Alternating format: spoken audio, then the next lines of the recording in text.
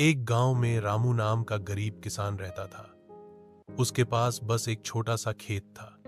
दिन रात मेहनत करता, लेकिन फिर भी पेट भर खाना मुश्किल था। एक साल सूखा पड़ा, फसल बर्बाद हो गई।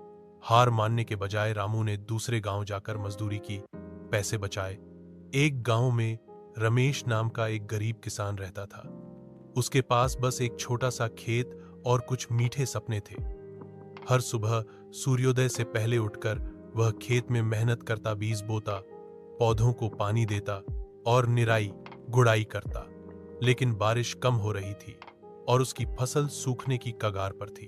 एक दिन वह अपने खेत में बैठकर आसमान की ओर देख रहा था। दिल में उम्मीद थी कि ऊपर वाला कुछ सहारा देगा। तभी गांव के बुजुर्ग आ गए।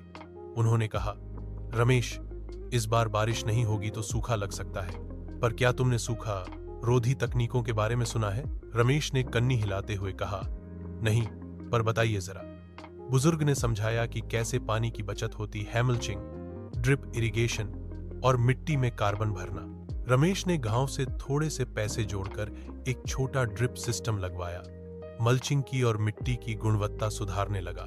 कुछ हफ्तों बाद खेत की मिट्टी नमी से लबालब हो उठा, पौधे मजबूत दिखने लगे और आखिरकार बारिश भी आ गई। फसल अच्छी हुई, लेकिन इससे बड़ी खुशी यह थी कि रमेश ने अपनी मेहनत को बुद्धिमानी से बदला था।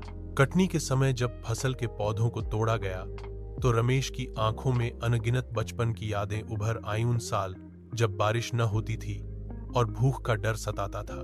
लेकिन इस बार बात अलग थी। उसकी मेहनत में समझदारी और समर्पण था, और जब वह गांव वालों के बीच गेहूं बांट रहा था तो उसकी आंखों में सिर्फ आभारीपन और संतोष था।